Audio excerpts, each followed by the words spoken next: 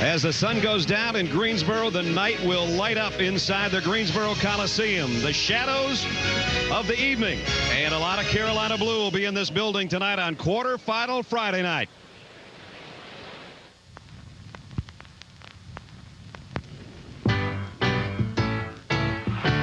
Rabid fans, the noise, the passion is just indescribable. They will think they are truly in heaven. Greensboro is definitely ACC country. When it does come back to town, it becomes more precious. I'll always love Greensboro, and I'll always love the tournament in Greensboro. Welcome back. Your dreams were your ticket out. Welcome back to that same old place that you laughed about. Some of the greatest games ever played have been played in Greensboro. Reddick, target all the way. Reddick will fail. What a ball game. Welcome back. Oh, yeah, man, how you doing? You good?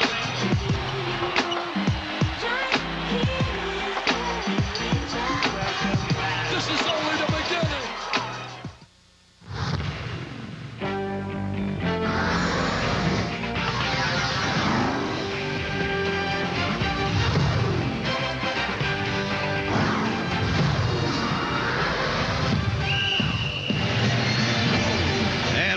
Cue as the Tar Heels take the floor. Everybody in Carolina blue on their feet. Virginia Cavaliers had to fight to get here, and now they meet the #2 seed tonight. This telecast available on ESPN2 HD, presented by Dish Network.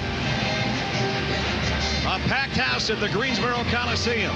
We welcome you to ESPN's coverage of Championship Week, presented by 7-Up. Tonight it's quarterfinal action in the ACC Tournament, Virginia against North Carolina. Here's how the brackets look so far. Duke survived a hurricane warning today. They did advance. Wake Forest, with a win, will meet Duke. Now the winner of this one will take on the nightcap victor, and we get set for Virginia and North Carolina. Welcome back to Greensboro, everybody. Brad Nessler with Jimmy Dykes. Tonight, Virginia takes on a team right now arguably playing the best basketball in the country, and I think they've got the best freshman in the country in Tyler Hansbrough. Well, I know this partner, Tyler Hansbrough, has been a handful for this league over the last couple of months. Put 40 points on the board about 3 weeks ago against Georgia Tech. He's the first freshman in the history of the ACC to earn unanimous first-team all-conference. I think he's got the strongest hands in this league. He's active, he's agile. Tyler Hansbrough is hard to guard. And I don't know if Virginia has anybody that can guard him, but Virginia does have great guards. They've got one in particular that's an all-ACC performer, but he hasn't been playing that well recently. With more on that, third member of our team is Doris Burke. Doris? Yeah, indeed, Brad. Sean Singletary told me about half an hour ago that he has been bothered by a painful hip injury. He is sore, he is tight, and with his forays into the lane, that is not an injury that's going away anytime soon. He's integral to his team's success. Mike Krzyzewski from Duke said, listen, this guy's one of the best guards in the league. We'll see how he goes.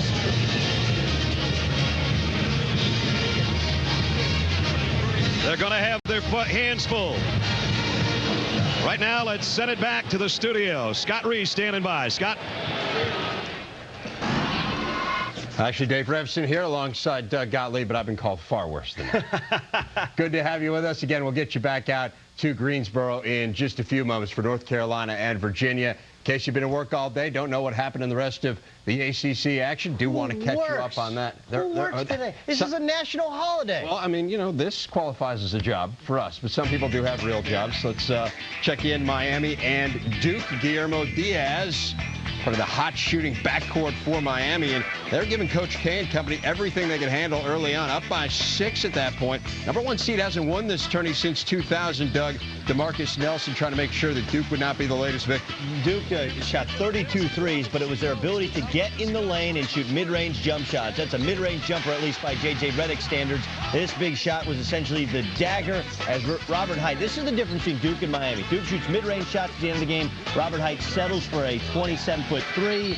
Duke rolls on. Redick, as you can see, 25, broke out of the shooting slump, 9 of 17. So the Dukies awaiting the winner of Wake and NC State. Could Wake keep gets a little roll going. First half, Cameron Stanley, the good finish. Part of a 20-2 run. They were on top by 15, in control throughout this game. Doug, this is the Wake Forest team people expected to see all season. And this is an embarrassing performance by NC State. Just a complete egg that they have laid, and I don't know what to make of the Wolfpack team. They shot the ball poorly. They didn't play defense. They had their heads down, and Wake Forest was the better team from tip to finish. How about North Carolina and Virginia, the game that's coming up next here? In North Carolina, I mean, we've seen them get better and better as the year has gone on, but kind of the shot heard around the world with the win over Duke last week. How good is this Carolina team? I think they're good. I think they're solid. I mean, look, they've gotten great contribution from Rayshon Terry, from David Noel, two guys that, you know, at least Terry was on the bench and played just a bit in the national championship game. Obviously, Noel was a guy who contributed more, but Tyler Hansborough's the story to this team. His ability to score inside, keep the ball high, hold position, he finishes. He's a man. He's a 20-year-old freshman who plays like he's just a bit older than a freshman. He's a tremendous. I mean, look, ESPN.com, every one of the analysts, we all picked him freshman of the year. It's without question, he has been the biggest name to step into college basketball and contribute, and he's done it in the ACC. I'll be interested to see how this team comes out of the gate, because we've seen so many teams who got a bye come out sluggish, not just in this conference, in the Big East, and the SEC, and throughout the landscape of college basketball. Well, North Carolina has not won the ACC tournament since 1998. They did win a fairly important tournament, though, last season. J.R. Reynolds and the Cavaliers hoping to get the upset over Carolina. Tar Heels have won 10 of 11. We'll get you back out to Greensboro for the tip next. ESPN2's exclusive presentation of Championship Week is presented by 7-Up. If you want 100% natural lemon and lime flavors, the only way to go is up.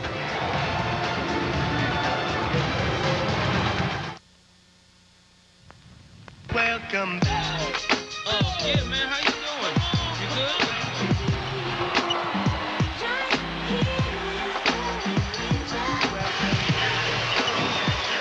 good? And we do welcome you back. That's the song Jimmy Dykes has been humming all day long. It's quarterfinal Friday night.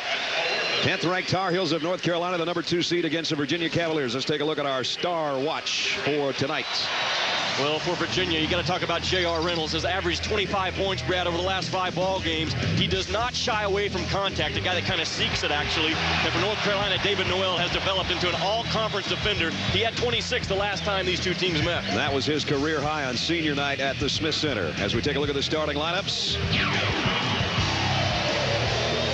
First for the Cavaliers of Virginia, the front line, Joseph Mikalauskis, who played very well last night, and Jason Kane. And then the backcourt, and we've talked about both of these guys already. Sean Singletary, first-team All-ACC, and J.R. Reynolds has been, as Jimmy said, very hot as of late. For Roy Williams, North Carolina Tar Heels, Rayshon Terry, David Noel, and Tyler Hansborough up front.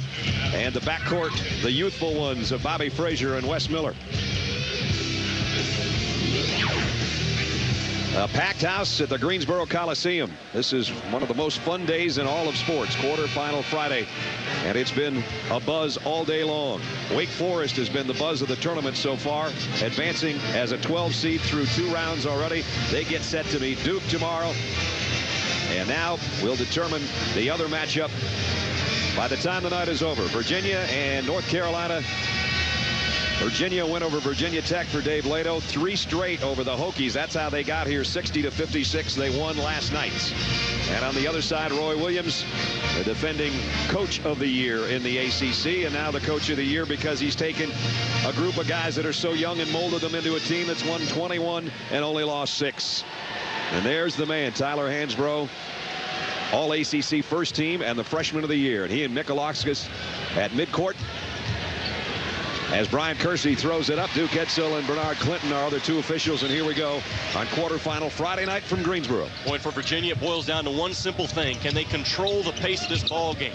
Carolina averages 80 points a game, Virginia only 66. They've got to keep it out of a rhythm to have a chance.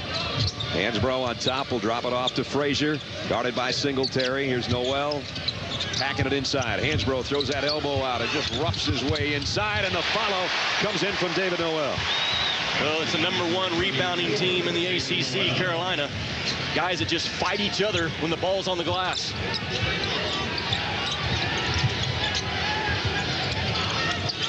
Reynolds had another big night last night with 23 to lead the Cavaliers. Joseph had a couple of early threes last night that got their offense in gear. He's got it in hand. So important to be able to run offense against Carolina, shorten the possession a little bit, try to keep this game out of a back and forth tempo. These two teams have met twice before. They split during the regular season, as it was North Carolina losing to Virginia 72-68, and then what a turnaround about a month can make, as it was a 45-point defeat the next time around, 99-54. That foul was on Bobby Frazier, his first, and the team's first. And now Singletary slips going down, and Miller was right there with him. Singletary still on the deck waiting for a determination which way it's going, and it's going North Carolina way. Talking to Dave Lato before the ball game, you said Jimmy Singletary's hip is a lot worse than he's admitting or I know right now. But again, he's the most ultra competitive guard in this league. He has guts. Miller, Frazier in the corner.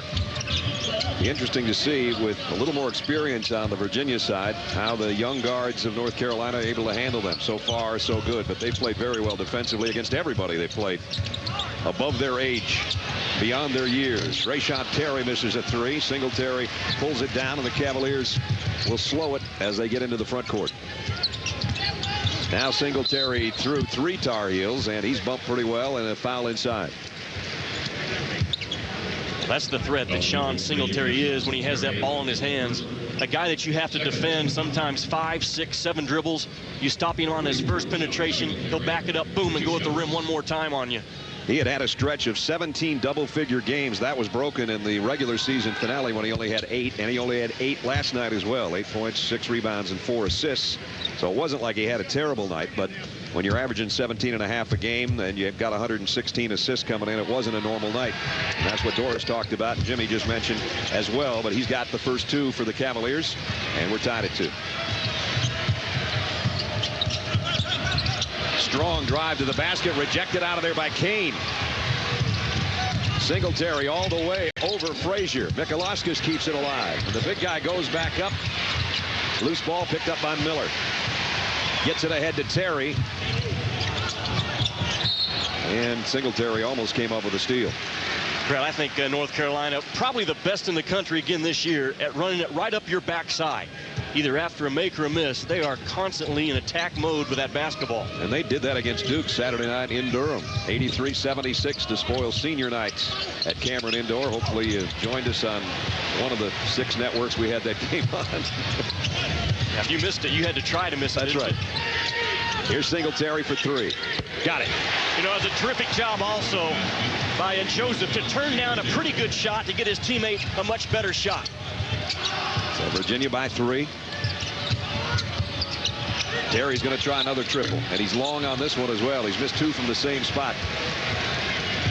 Reynolds just blowing by Frazier up off the glass. Somebody deflected it. Mikalauskis with a follow. And North Carolina a little out of sorts early. Boy, Mikalauskis awfully good in this conference at getting rebounds below the rim. He's a power guy that gets a lot done on effort. Carolina continues to take the long shots and not connect, and Virginia jumps on them for an early 7-2 lead. I guarantee you the first time out, Roy Williams will introduce those guys to Tyler Hansbrough and say, do you realize he's on our squad? He's got to get a touch. Every time down, if at all possible. Here's Kane, double team, trapped, takes a dribble. Roy Williams wanted a double dribble called. Now everybody goes to the deck trying to pick up the loose ball. And may have been a timeout called by North Carolina if they did have possession down in the bottom of that scrum. 16:53 remaining early, Virginia by 5. Virginia out in front early, 7-2. Jimmy, they do a nice job getting Singletary open for the jumper. Well, they've done a nice job of sharing that basketball, making not the extra pass, but the right pass. You're going to see the initial push. And Joseph right here turns down an average shot because he's really a better 3-point shooter than 2-point to get a much better 3-point look out of Singletary. That's not the extra pass. That's the right pass in basketball. Hansbrough inside, a little awkward with a shot. Singletary chases down the loose ball, and Virginia's getting to every loose ball. Sean's going to take a pull-up 3, and Mikalauskis keeps it alive. He gets more rebounds below the rim than anyone in this league, Mikalauskis. Joseph. This time, Hansbrough in a good position to get the rebound. It's going to be Jason Kane picking up his first foul. Let's check in with Doris. Well, Brad, just to follow up on something that Jimmy just said, when this team beat North Carolina back on January 19th in Charlottesville, they talked specifically about their ability to make the right pass, controlling the tempo, getting deep into that shot clock. Why? Because you keep Carolina out of transition. The pace of this one, as you said, guys, so important. Well, what Doris is saying, Brad, is if you can't outscore North Carolina, which very few teams in the country can, then you have to do something to offset the tempo of the game. Hansbrough finally gets a touch offensively. And he's going to be fouled from behind by Mikalauskas. Big fella had a whale of a game last night. A season high 12 rebounds to go with 11 points. He was a big reason they were able to beat Virginia Tech. He needs this game to be loosely officiated. Carolina's 1 for 9 right now from the floor. Reynolds, nice entry pass underneath. And the reverse layup goes for Diani. Well, he knew he couldn't go over the top of Hansbrough, so he just a little shoulder fake, and Hansbrough bit and slipped to the rim on him. 9 straight Virginia points. And they have quieted this, for the most part, pro North Carolina crowd. Here's Hansbrough on the outside, rattled out on it. Joseph might be guilty of over the back. And the Virginia fans don't like that call, but I think that's what it's going to be, and that'll be his first. So already Cavaliers have been able to go to their bench with the early lead, and even Mamadi Diani getting in on the act with a reverse layup. Virginia by 7.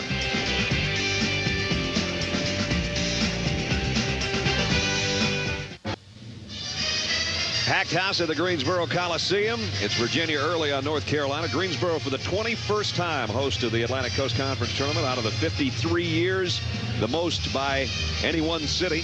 And right in the heart of ACC country. Everybody loves it here in Greensboro, and we love being back. You take a look at how many titles have been won by various teams in the Greensboro Coliseum. The most ACC tournaments won. North Carolina is tops with 8, and then Duke, Maryland State, and Wake Forest. As for Virginia, they've advanced to the championship twice in Greensboro, 1977 and 1982. You know what, though, if you're Dave Lato, with all that history that Carolina has in this tournament and how highly they're ranked, you tell your kids, since last night's ball game till tip-off tonight, we don't have to be better than North Carolina for a month. We don't have to be better than North Carolina for the entire tournament. We just have to be better one time for 2 hours tonight. That's what he's banking on. And they're way better in the first 4 minutes and change. As you see, North Carolina's in a terrible slump right now in the last 4 minutes. For those of you at home doing the math and saying if this is 21 tournaments in Greensboro that didn't add up to 20 on the graphic, it's because South Carolina at one time was part of the Atlantic Coast Conference, and they won a tournament here. So just for you folks out there that were doing the addition. Talked to Roy Williams today for about 30 minutes in our hotel, and he said, Jimmy, this is the team that I did not want to draw. Why do you want to play a team that you just hammered by 45 points? Good point. Singletary for 3 around a pick. Flew right by his own rebound, but his buddy Reynolds is there to pick it up anyway. Good job by Reynolds to recognize the point guard responsible for defensive balance had attacked the rim a little bit, so he shades to the half-court line and secures the miss. That's one thing you can get on the long threes. Sometimes the rebounds are way out near midcourt. This one isn't. Taken down by Byron Sanders, who's in the lineup. Green now ahead as Roy Williams has gone to his bench. And they throw it away. Pull-up 3 for Reynolds. Count it. So a great start for Singletary and Reynolds and Virginia overall. They lead by 8. And Brad, time, score, and momentum always dictate what is a good shot. All 3 of those things favor Virginia right now. That's why you like that shot in transition. Beg your pardon, they lead by 10. I was looking at the wrong scoreboard. One of them had 12-4. The other one had 12-2. Now we do have 12-4. First North Carolina points in about 5 minutes. Carolina, the #1 field goal defensive team in the ACC this year, holding opponents to 41%. Team that can really thrive off of ball pressure. Reynolds with a heat check, didn't go. Rebound comes off to Green.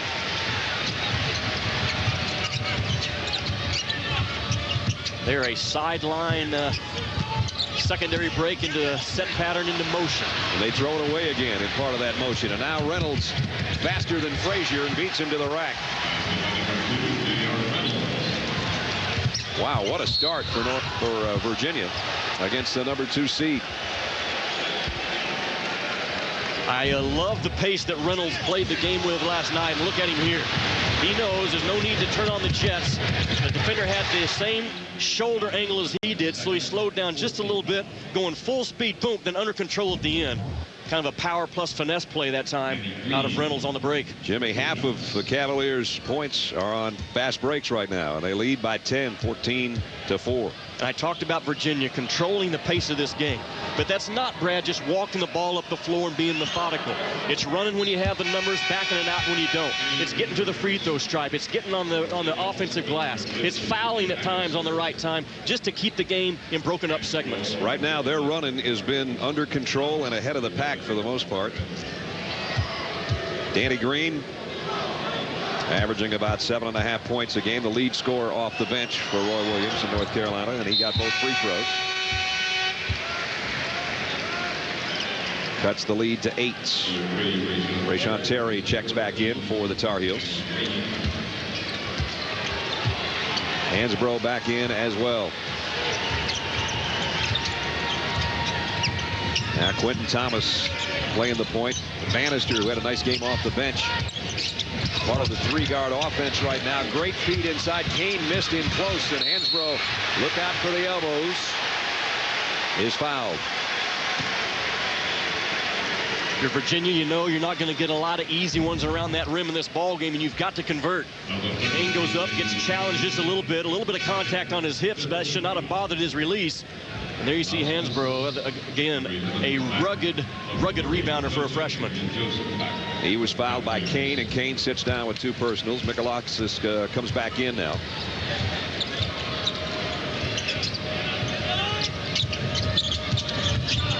Ginyard kicks outside. Noel's got an open 3.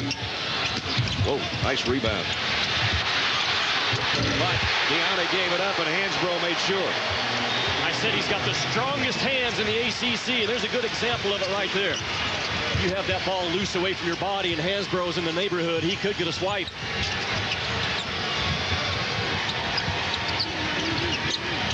Carolina trying to pick up the defensive pressure right now.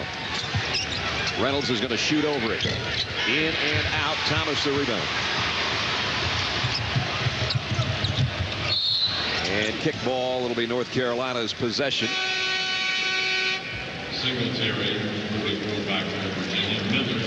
Hansbrough is not a stiff on either end of the floor, and there's a secure the rebound. There's a boom. You see the quick hands come in. Quick hands, strong hands. Has a great set of paws on him for a youngster.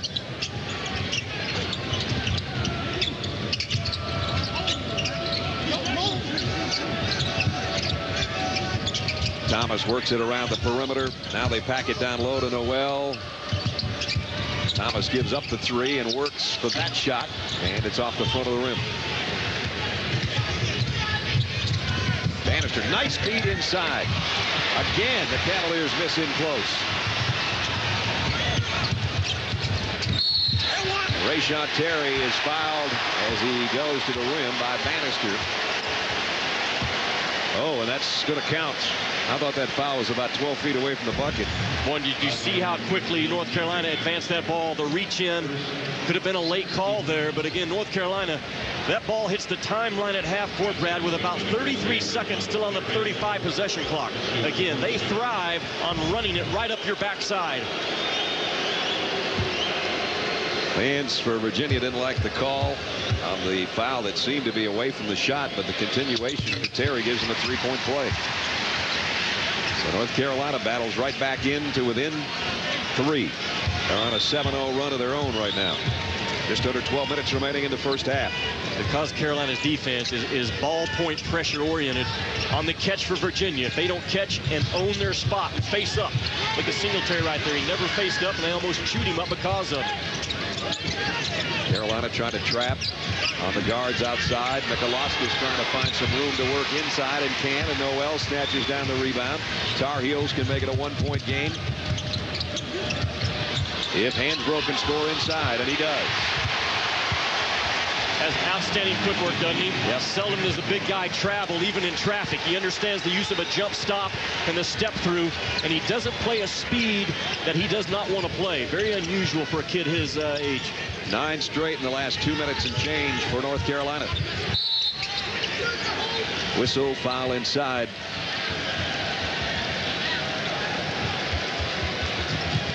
And we've got a timeout with 11:09. Tyler Hansbrough working inside, getting Carolina back to within 1.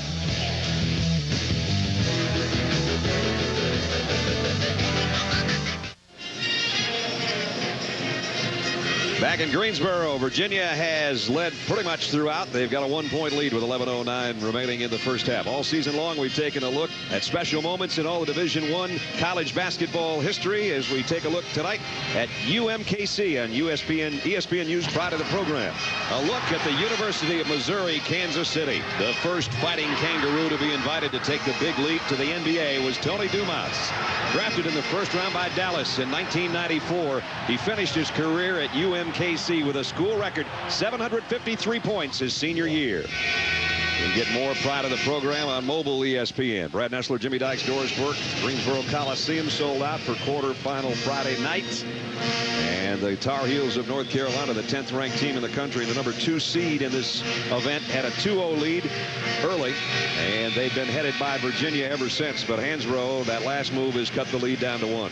And Brad, what is at stake for North Carolina in this ball game? If the NCAA tournament started tonight, I think they would project out as about a number 3 seed. If they go to the championship game and win it, I think Roy Williams' club climbs all the way to a 2 seed. What a job he has done, huh? National Coach of the Year, in my opinion, hands down. Last year wins the championship with the veterans that all went on. The top 7 scores all gone. 91% of the points, 87% of the rebounds, and all of a sudden it's a bunch of new guys, and they're 21-6. Shocking pretty much everybody, not only in the conference but in the country, with what they've done. I like Virginia running their offense right now. They've shortened that rhythm in the game on this possession. Now they got to try to find a good shot in the next 5 seconds. Bannister might get a good shot. He got a great look and got wide open. It rattled out on him. When we're seeing why Virginia is 12th in this league in field goal percentage. Quentin Thomas is fouled on his way to the rack. And he'll go to the free throw line. Championship week presented by 7-Up continues tonight at 9 on ESPN. Semifinal action, the Big East, presented by Aeropostale. Number 16 Pitt taking on number 2 Villanova. Games available in high definition on ESPN HD. Bannister with his second foul and sending Quentin Thomas to the free throw line. I still think UConn's locked into the number 1 seed. Villanova will not be dislodged there. Then it comes down to Duke, Memphis, and in my opinion, Ohio State. Those are the 3 that'll be fighting it out for those final 2 spots. Carolina started ice cold. They've warmed up from the field and now from the free throw line. Quentin Thomas knocks them both down, and Carolina regains the lead by 1. 11 straight points now for the Tar Heels.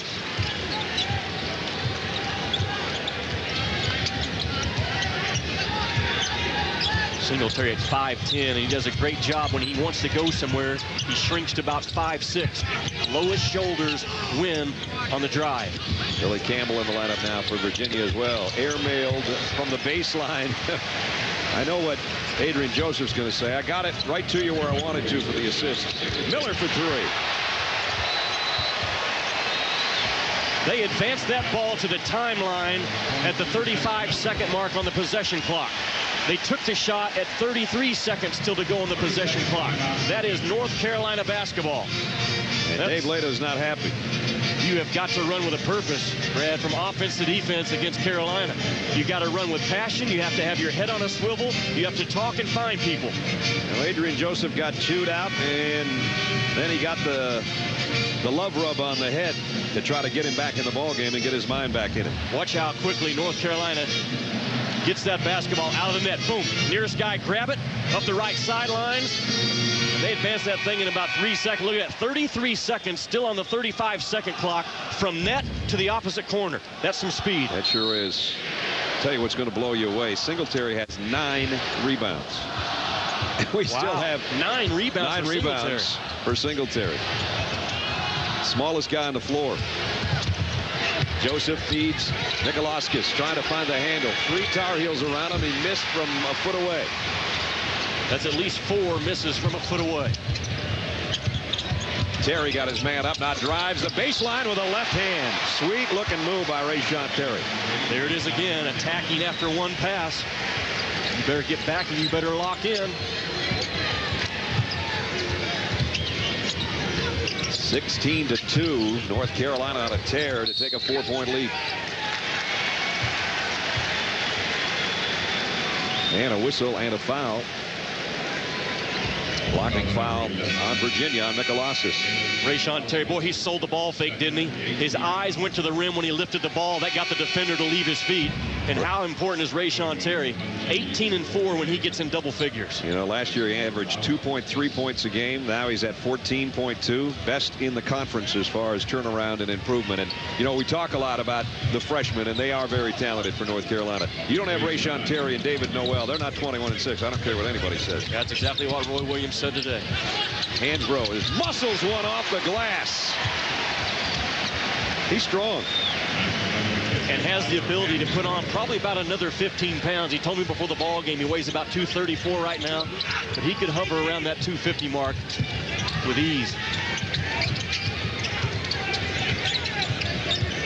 Reynolds going to try to break the string here for Virginia and try to get some offense back in their game. Penetrates as he did so well last night, but he can't finish. Battle for the rebound. And out of bounds to North Carolina. Let's check in with Doris. Guys, that last play by Tyler Hansbrough typifies his approach. Oliver Purnell talked about the fact that maybe skill-wise he's not spectacular in any one area. What he is spectacular on is his approach. You'd be hard-pressed to find a guy who plays harder for the full 40, gentlemen. Yep. You know, at times he looks very awkward, but the ball goes in, so who cares? Kind of a bull in the china closet, yeah, exactly. Isn't he, when he gets that surround sound defense around him? Here's Green from long range. And the rebound caroms way out to Adrian Joseph. And timeout. A technical on Dave Lato. I thought it was a timeout being called, and now Dave's out on the court. And Brian Kersey just teed him up.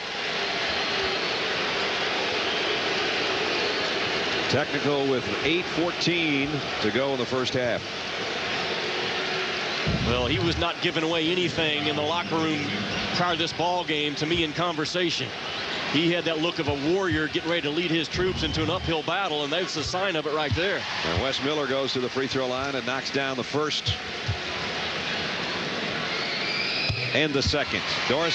Well, you get a glimpse of Dave Lato, guys. Grew up in New Bedford, Mass. Sort of a hard-working, no-frills, hard-scrabble town. He's a Cape Verdean, guys, trying to instill discipline and toughness into this Virginia team. This is a process, but you could tell the way these young men play that they are starting to take on his persona.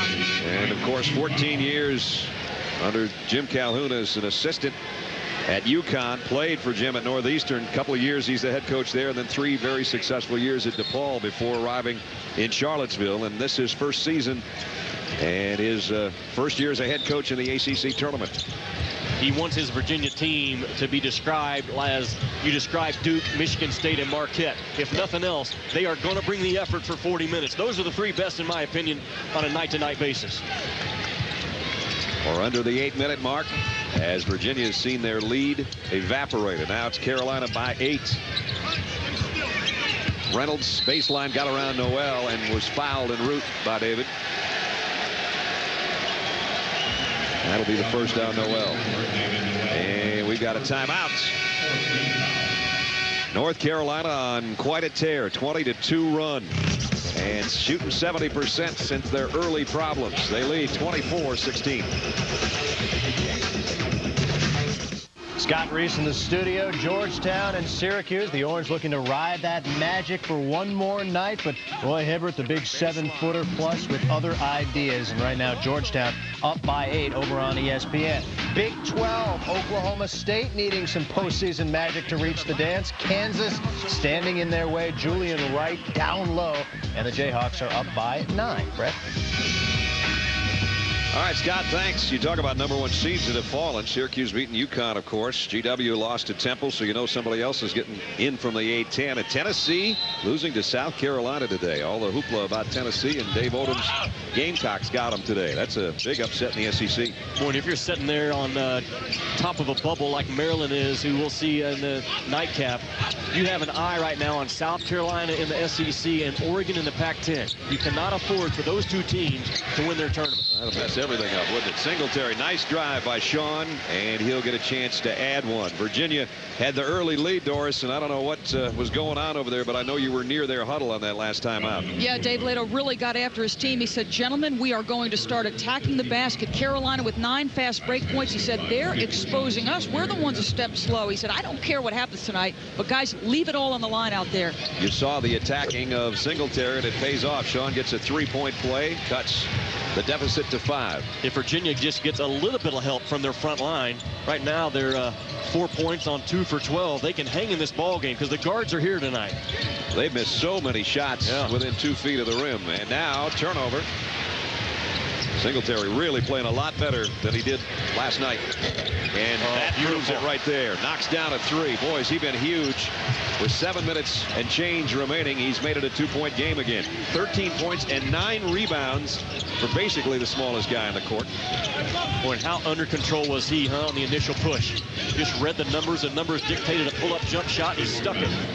Now Dave Lato up and encouraging his team defensively, as Doris was talking about. Here's Danny Green on the outside. Rebound comes off to Reynolds. JR runs through everybody and around everybody. And he's fouled. He's got another gear when the ball's in his hand.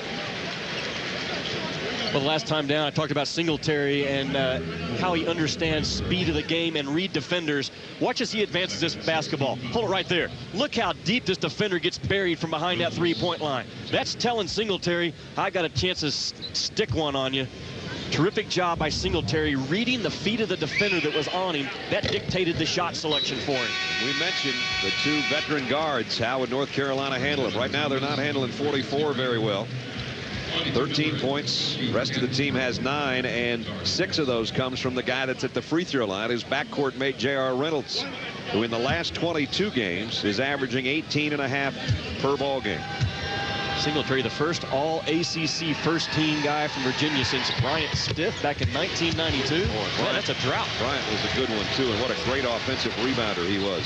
Singletary and Reynolds have gotten Virginia right back in the game with 8 points between them in the last 52 seconds. In a tie game at 24. Hansbrough hooks the pass down low to Sanders, who lost the handle. And out of bounds to North Carolina. Even though Billy Campbell is pleading, Brian Kersey says going the other way.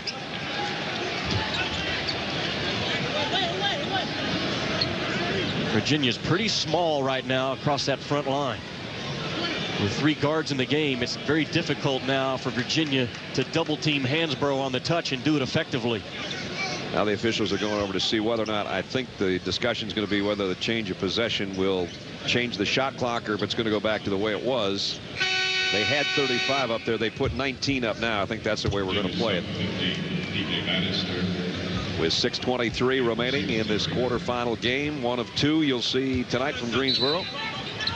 Maryland and Boston College in the nightcap. Nice entry pass to Hansbrough. Muscles it up. Chance for a 3-point play. I find myself using that term because I don't know any other way to put it. It's not graceful looking. He just powers through everybody's hands, and he finds a way to get it off the glass. And, Brad, watch him search out the contact. Right there. Just leans into it, knows I'm going to get a bump. But, again, he's a through-your-chin-to-the-rim type guy. And he gets to that free throw line as well as anybody around. Second in the ACC in scoring at 19 a game as a freshman. Pretty impressive. Missed the free throw, though. His 165 made free throws on the year is a freshman record at his school. There's been some talent go through those doors, hasn't there? Well, the only Tar Heel ever to lead the team in scoring and rebounding in his freshman season. You think of some of the names when you look at those jerseys that are hanging in the Smith Center, and you go, wow, that's pretty good.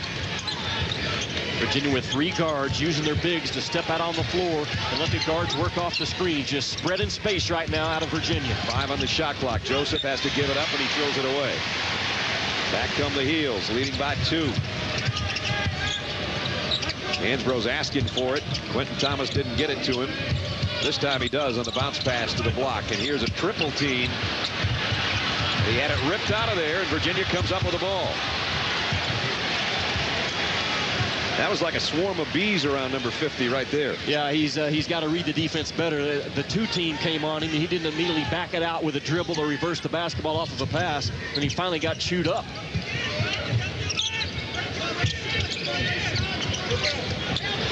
Reynolds got an open 15-footer, and it rimmed out on it. And Hansbrough goes down hard. There's going to be a foul on one of the 2 Virginia players there, as the foul going to be called on Soroye. Let's check in with Doris. Well, Tyler Hansbrough, everybody talks about how tough he is. He doesn't have to look far for an example, guys. In the pregame, this is his typical routine. Works out with a medicine ball, a little added weight. I imagine that regular ball feels a little bit lighter, gentlemen, after working with that. Yeah. That's what helps him have what I think are the strongest hands in this league. He spends time every day with that medicine ball. He's been to the free throw stripe more than anyone in this league. A little over 8 times a ball game. 44 Singletary and 34 Noel. David Noel comes back in for North Carolina. Sean Singletary returns for Virginia.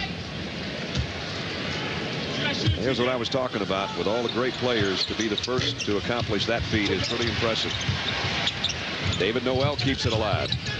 Quentin Thomas on a runner on the baseline, and Billy Campbell with a rebound. Thomas really dribbled himself into a very difficult shot. That 8-footer from the side of the rim, one of the tougher shots in the game. So we're under the 5-minute mark. Carolina with a 3-point lead. Virginia led by as many as 10 early. And then Carolina went on a 20-2 run to take a big advantage of their own. Seesawed back and forth now in the last few possessions. Noel off the Singletary miss with a board.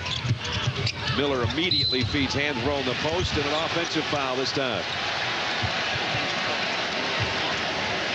Would appreciate the effort of Virginia's bigs to run the floor and be there in that take-a-charge spot.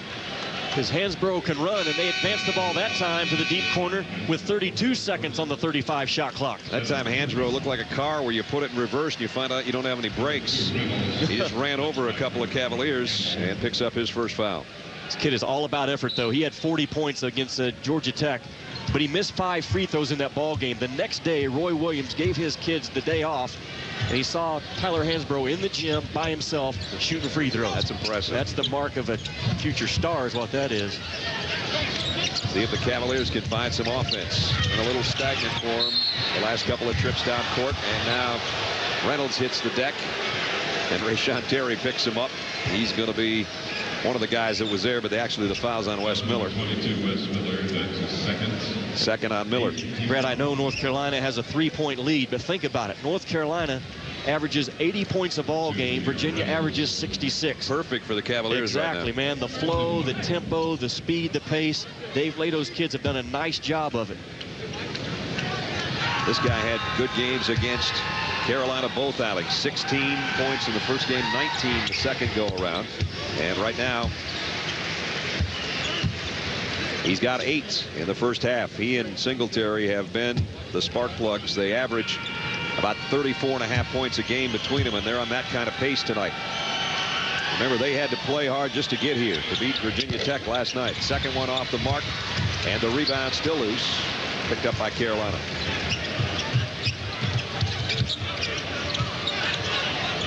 Virginia goes zone, 2-3 zone. They played it about half the time last night. Wow, Rayshon Terry way out there for 3. And it's a small zone up top. So Terry at 6'7", although the defender was there, boom, nothing but the bottom. Rayshon's 40th three-pointer of the year. That baby was from about 25 feet away. Bannister behind the back, kick out. Singletary thought about a 3 of his own.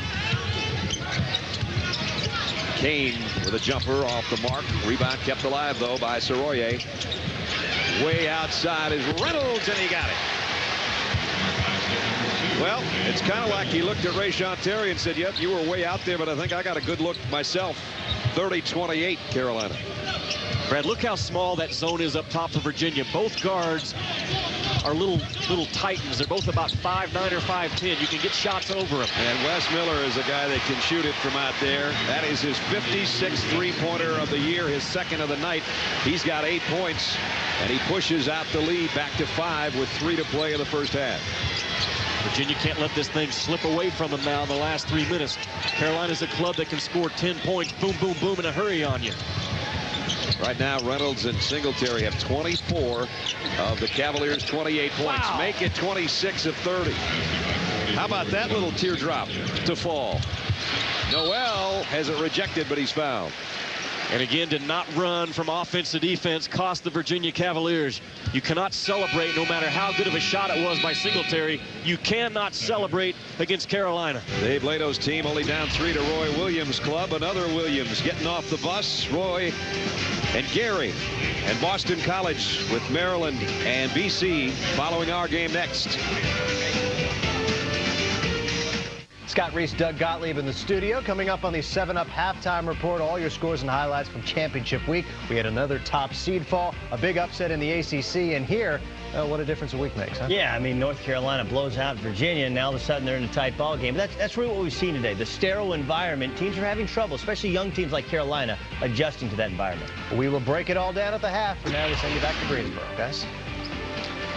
All right, fellas, we'll see you at halftime. And we talked about earlier how would North Carolina handle the guards of Virginia, who have experience and are all ACC-type players. Try 26 of their 30 points are from Singletary and Reynolds right now as Noel goes to the free throw line. Look at those numbers. 24 of 28 games. One of those two guys has been the man tonight there, Batman and Robin. Boy, they've been under control, too, haven't they, to get those 26? They have not forced shots, but they have actively been the guys seeking the shots. There's a big difference. Noel missed the second, and Bannister ahead to Reynolds. Again, it's Singletary, Reynolds, and Bannister in the 3-guard set here for Virginia. And with Bannister out at the point, it gives Singletary and Reynolds room to run. Right now, Reynolds trying to go around picks on the baseline to get an opening, and Danny Green won't give him one. The guards are controlling the tempo of this game, though, awfully well with that basketball. Can they get some help inside from the big guy?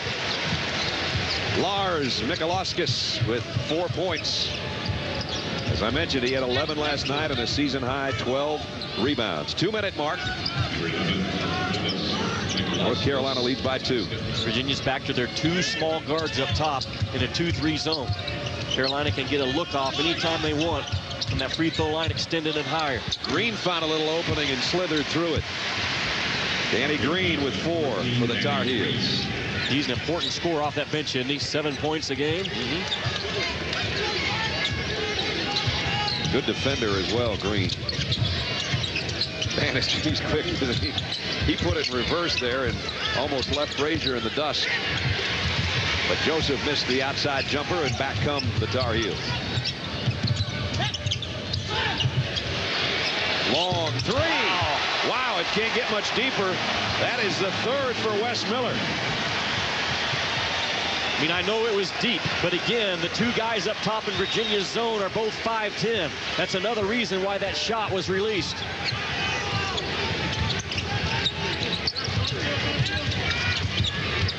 $11 points for Wes Miller in the Tar Heels' first half.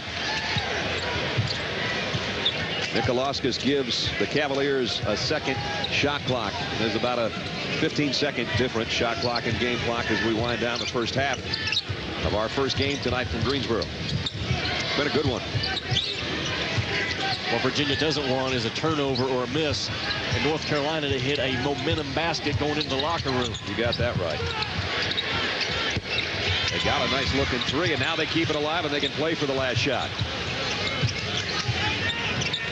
Down by 7 and trying to cut into that lead before halftime. And Brad, in this situation, you take the last shot of the half if you're Virginia. Don't give North Carolina a chance to get a long rebound and throw one in on you. Take the very last shot. Singletary looks like he's going to be the man. Nope, he threw the ball up, and they almost did turn it over. And Singletary went down hard on that hip that Doris talked about, and he's in pain. He hit the deck hard right in front of us. You could hear the thud where we're sitting. .1 second remaining in the first half. We'll take another look at all of this. Frazier, the collision right on that sore hip. And everybody hit the deck.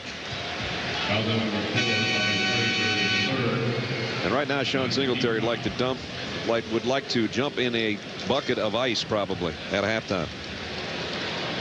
Pretty good shot absorbed on that hip. And that's 3 fouls on Frazier too, Jimmy. So obviously he's done for the half, but he may not be able to play early in the second half. Carolina did a great job of running and jumping Singletary as that shot clock and game clock was ticking down. Almost forced a turnover. See if Singletary, the number 4 free throw shooter in the conference, can shake off the pain in his backside and try to get his 16th and 17th points of first half.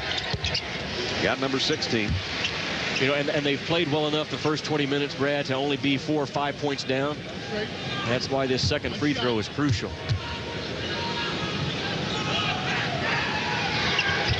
And he got them both. Carolina can only hope for a tip in. They just throw it in, and the shot would not have counted anyway. 39-34, North Carolina at halftime. But Virginia had a lead of its own, let it slip away on a big run by the Heels as they started cold and worked their way to 13 of their last 18. And they've got the halftime lead by 5. So the number 2 seed and the 10th ranked team in the country's got its hands full against Dave Lato's Cavaliers, and Doris is with them. Coach, your guards had success. How do you sustain Reynolds and Singletary in the second half? You got to find a way to get them a little bit of rest, and the zone help so they don't have to chase guys around, but it's the alternative guys are going to have to make plays, especially on offense. Carolina made a run late in the half after starting cold. Where were they successful against you? Well, you know, when we sat in the zone, they moved it pretty well. They got it inside out, made some threes. We got to do a better job, especially on Miller, and identifying them. Good luck in the second half. That zone you talked about. At halftime, 39-34. It's North Carolina with the lead. Virginia was hot early. They built a lead of 10, but back came Tyler Hansbrough and the Tar Heels. They have the intermission advantage by 5. 7-Up halftime report now. Here's Scott and Doug, guys. All right, Brad. So North Carolina looking to join Duke and NC State in the conference semifinals. And welcome in everyone to the 7-Up halftime report. Scott Reese hanging out with Doug Gottlieb. A lot of basketball to get to. Frankly, not a lot of time to do it. So we dive right in with the early game. Seems like a long time ago in the ACC. Duke and Miami. First half, Canes in transition. Guillermo Diaz, wide open spaces. Miami up 6, and the look of bewilderment on Coach K's face. But Duke comes back and plays tough when it counts. You know, they were leaving DeMarcus Nelson. They were leaving Greg Paulus. And at times, Paulus and Nelson stepped up, made timely threes. But the timeliest shot of the game was J.J. Redick. Needed a bucket, mid-range pull-up. He gets it. Redick once again ties Kedron Clark of St. Peter's, the all-time NCAA record holders for three-pointers made. And Robert Height with a chance to tie it up in the final seconds, but that is not high percentage. And the number 1 seed stays alive by a score of 80-76. Wake Forest, NC State, and Wake becoming the Cinderella of championship week. The 12 seed in the ACC tournament led pretty much from start to finish. Cameron Stanley finishes the break. And what happened to the Wolfpack, though? Every dog has his day, and Wake Forest has been dogs the entire year. They have had their day twice in the last week against NC State. They were dominant from tip to finish. They were more athletic. They were more active. You know, it's a cliche. They wanted this game more. It really is true. Wake Forest by 11, so it's Wake and Duke tomorrow. World Baseball Classic, Team USA in South Africa, and there's Barry just hanging out, not in uniform. Roger Clemens was, and he was downright nasty. 4 1/3 innings of 1-hit ball, struck out 6. The offense, well, there was plenty, but Ken Griffey Jr., your main hero. A 3-run home run, and he did it not once, but he did it twice. Junior 4 for 4, couple of bombs, 7 RBI. Derek Lee adds a 2-run shot, and the U.S. wins by mercy rule 17-0 on to the second round. Back to basketball when we return. How about the Buckeyes as a number 1 seed? Well, they were tested early against Penn State. We'll show you what went down in the Big Ten Conference Tournament. And what about the Big 12? Texas trying to make its seed stand up against Bobby Knight and the Red Raiders. ESPN2's exclusive presentation of Championship Week is brought to you by Chevrolet, an American Revolution. And the new 99-cent Buffalo Snacker from KFC. Heat things up for under $1.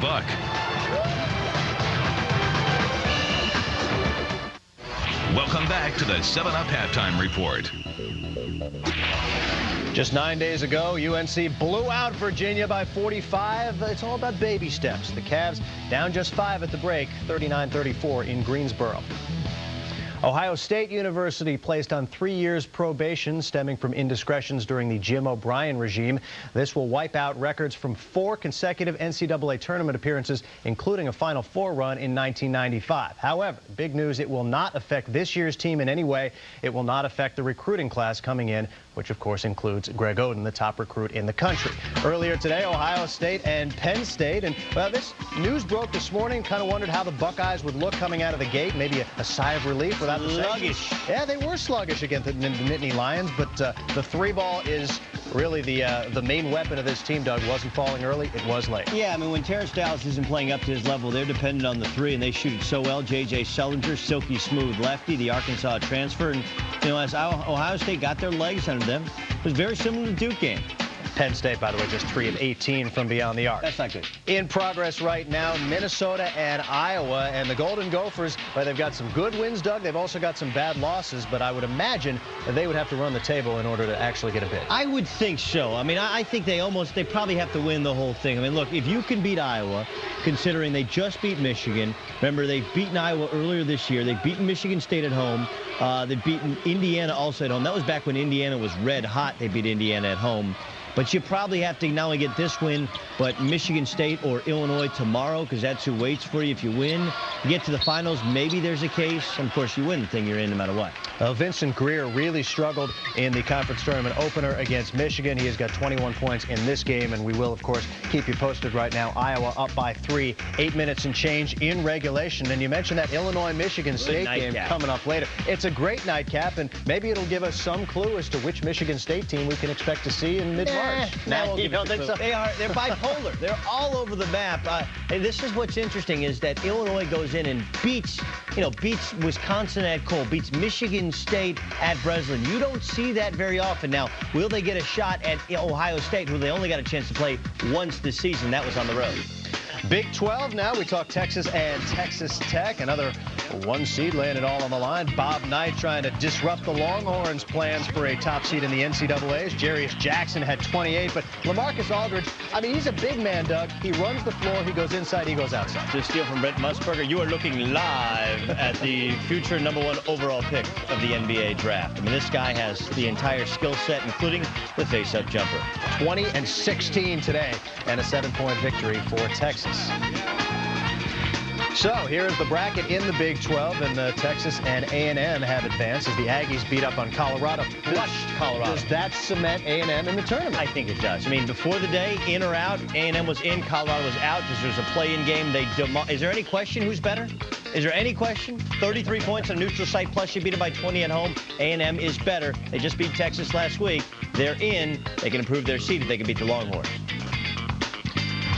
Well, we told you a top seed went down, and by process of elimination, it just might have to be the Vols of Tennessee. We're talking SEC next. This halftime report is brought to you by 7-Up. If you want 100% natural lemon and lime flavors, the only way to go is up. This halftime report is brought to you by 7-Up. If you want 100% natural lemon and lime flavors, the only way to go is up. Top seed in the SEC East goes by the wayside. Tennessee has dropped 3 of 4 after a loss to South Carolina. Top seed in the SEC West, not a problem so far. LSU up 7 on Vandy late first half. Second half from Greensboro is next. ESPN2's exclusive presentation of Championship Week is brought to you by Kia Motors. Kia, the power to surprise. And McDonald's.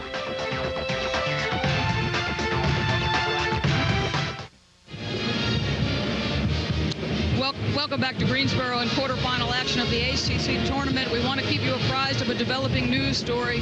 Both the AP and ABC News reporting earlier today that the FBI and Homeland Security have distributed an intelligence bulletin to law enforcement agencies nationwide describing a recent internet posting on an extreme message board that threatens a terror attack aimed at college basketball arenas or other sports stadiums.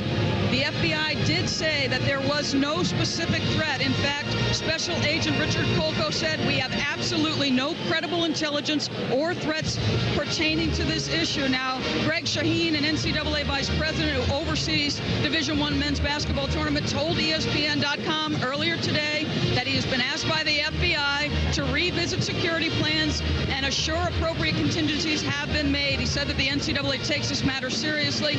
These procedures that you're seeing done right here on videotape are normal security procedures that occurred earlier today. We will keep you apprised of any more information as we get it. Brad? All right, Doris, thank you very much for that update, and we will keep you posted. There are 23,745 fans in this particular facility, if you're wondering.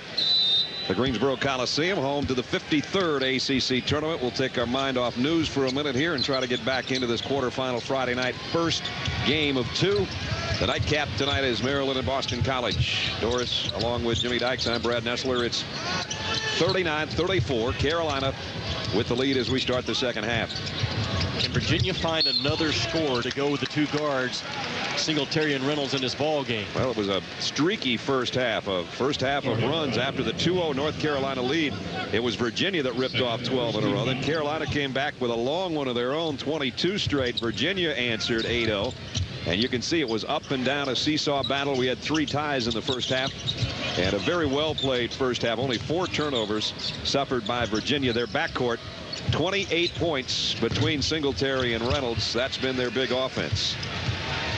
28 points and 12 rebounds, I might add. How good was the first half of Singletary? 17 points, 9 rebounds, the leading rebounder, and no turnovers. Pretty sweet.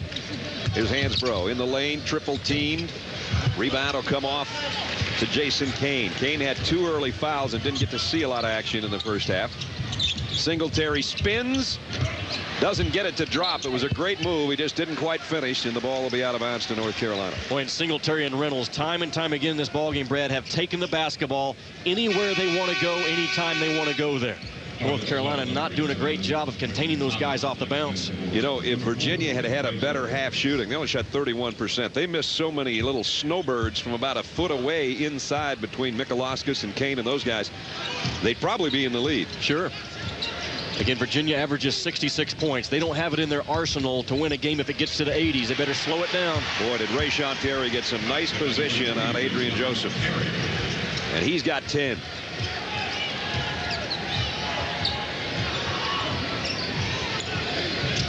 Carolina by 7.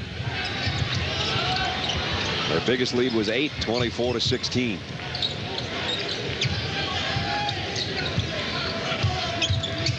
Double team on Michalauskas and a jump ball. Quentin Thomas does a nice job to get his hands in there without a foul, and that's going to turn it back over to North Carolina.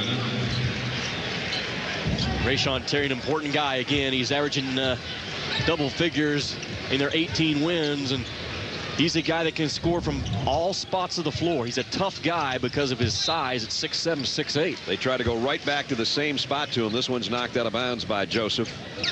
Rayshon got that nice body lean in there, and if he gets it down in that low block, if he's even, he's leaving, and he was on that last play. They tried to lob it into him and threw it away. And Virginia gives it right back. Boy, you got to know who you're throwing to. Kane does not have the speed to catch up to a long one. Terry again, reverse layup, foul on the baseline en route.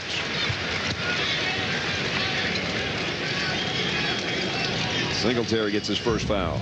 Talked about how hard Marquette, Michigan State, and Duke play. I think North Carolina is right there, maybe just a notch below on that consistent effort every night. They are awfully quick reacting to those 50-50 balls. What a cut. Quentin Thomas, great pass. That one had eyes and had some zip on it to Noel. Quentin Thomas, who made the play on the other end on the overthrow intended for Kane and just backhanded to Noel, and then he comes down on the other end and gets a sweet dish inside, and now it's Carolina with its biggest lead of the night. You know, the last 11 ball games, Quentin Thomas has had 4 assists and 1 turnover. Boy, those are great numbers for a backup off the bench. Reynolds missed it 3. Thomas coming down in a hurry. Miller's wide open. He's 3 for 3 from three-point land tonight. He might get another chance. They go inside instead to Hansbrough, and he's fouled. And it's going to be on Kane. And so quickly he gets his 3rd. And that's probably going to bring Diani off the bench and Kane sitting. Well, Diani's coming in, but it's Jason Kane that's going out.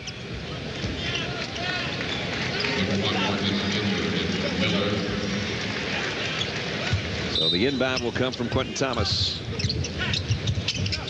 Noel, the bounce pass down to the low block to Hansbrough. Virginia doing a nice job double teaming Hansbrough when he gets his hands on the ball. And out of control a little bit on the drive. Quentin Thomas gets the offensive foul. Well, last possession, Carolina does a great job with a back screen and then a slice cut off of it. You're going to see the back screen set right here, and then the slice cut off of, boom. Just kind of a brush screen, and all you have to do as a screener sometimes, Brad, is just make the defender move off of his natural path and his natural route, and it still works. That's a great job of a back screen and a slice cut right to the rim. And it was a perfect pass, and Noel's got the hands to handle it down there. And it's a 43-34 9-point Carolina lead with 17 to play in this quarterfinal game. Nikolauskas with the hook shot on the baseline. Again, playing with that mask because of the broken nose he suffered. I think it's making his game suffer a little bit. Blocking foul before the shot. And now Kane is going to have 4 fouls. Oh, and there's North Carolina again. Once they secure that basketball, it is a foot race for all 5 guys in Carolina blue and white to the other end. Well, Kane in the first matchup between these two teams this year had a pretty good game. 7 points, 5 rebounds, and a season-high 5 block shots. Tonight, mostly it's personal fouls that he's racking up, and he's got to sit down with 4. He's only played 7 minutes. Throw into the backcourt. Ginyard goes and shags that down. Talked about this league last night. Not a lot of plays, but it's just guys making plays. And there's Terry with a great example of it. Trust in your talent that you put on the floor. Coaches in this league probably do it as well as any league in the country. Mamadi Diani comes up with a foul, his 2nd. Rayshon Terry will go to the free throw line. You know, Brad, the other thing that stands out to me and what Roy Williams has done this year. Last year, he got a bunch of guys that he had to always keep the pressure on them. I mean, he couldn't turn his attention away from them for a second. This year, as young as they've been, he has done a great job of keeping the pressure off of his kids. Boy, that's the sign of a coach that, you know, the good coaches can identify a problem. The great coaches can fix a problem. He's a great one. Oh, yeah, man, how you doing? You good? I know you like that. You know you like that. You know you like that. Come on. You know you like that.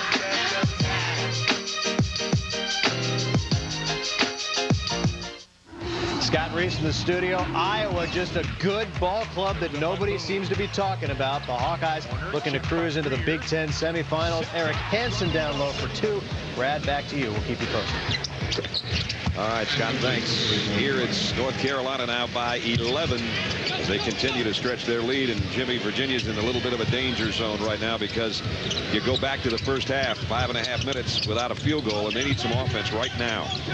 Well, look at North Carolina after timeout. They will change their defense up and a lot of times try to trap when that ball goes to the sidelines.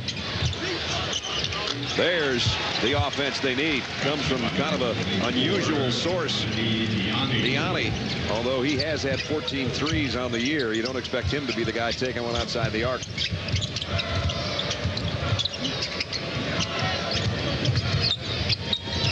And a nice steal by Adrian Joseph. So Virginia's gotten a bucket, they've gotten a stop, and now another bucket, and they stay right in this ball game.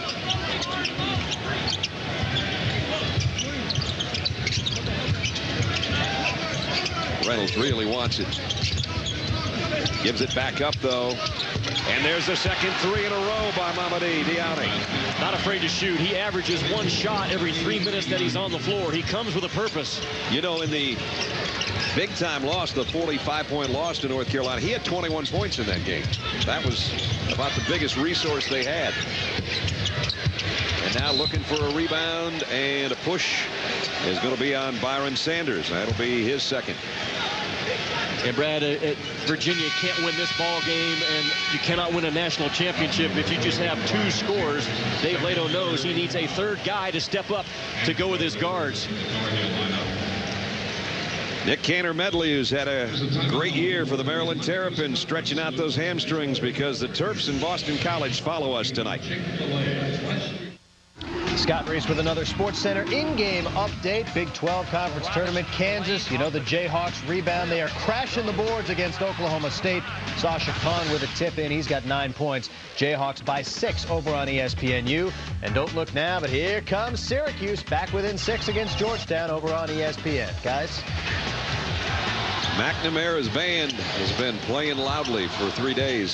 See if he can bring them back one more time. Here in the ACC quarterfinals, the #2 seed and the 10th ranked team in the country in white, the North Carolina Tar Heels, have their hands full with the Cavaliers of Virginia, who had to play last night just to get here. They won by 4 over Virginia Tech.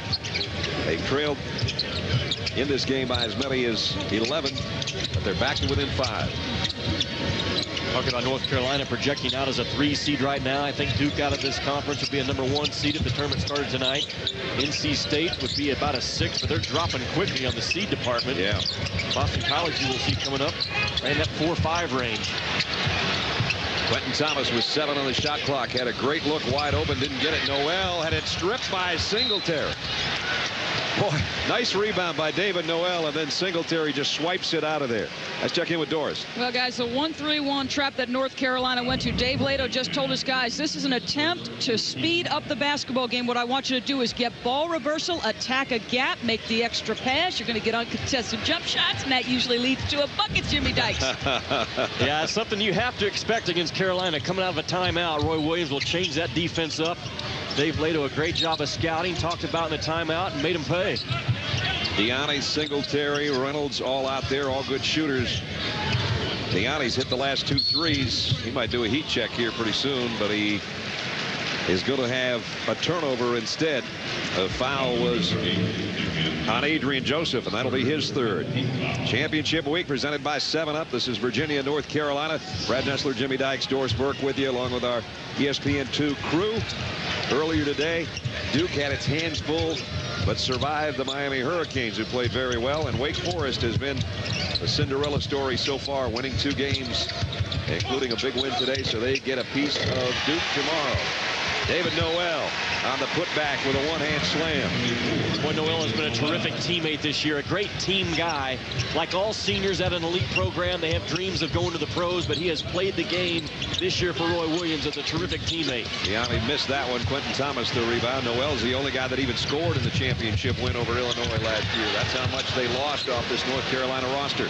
Virginia trying to run the other way. Singletary pull up from 18. He got fouled. And I think it's just inside the 3-point line, so he's going to go to the free throw line for 2. Quentin Thomas was there, but the foul's going to be on Noel. Talk about David Noel, a guy that's been just a terrific teammate. Has not really been a guy that's hunted his shot throughout the years. Has been a terrific defender, flies around that rim. He's actually a better football player coming out of high school than he was basketball. But Roy Williams spent a lot of time this morning talking about his senior and how he bought in to being a team guy this year, not worried about my future. That is not easy message to get across to seniors. And in the process has become a very, very good player. Doris? Well, in fact, guys, he reached out to former teammates Ray Felton, Sean May, Anton Jameson. History has a way of working and repeating itself. David Noel wanted to know from those guys, how do I become the best leader possible? Remember, this is a guy who passed on football scholarships to walk on as a freshman at Carolina. He was scholarship later, but he has been the ultimate team guy. You're right on, Jimmy. 6'6" senior out of Durham, and of course he had a great night at home, not his home floor, but last Saturday night with the win at Cameron Indoor.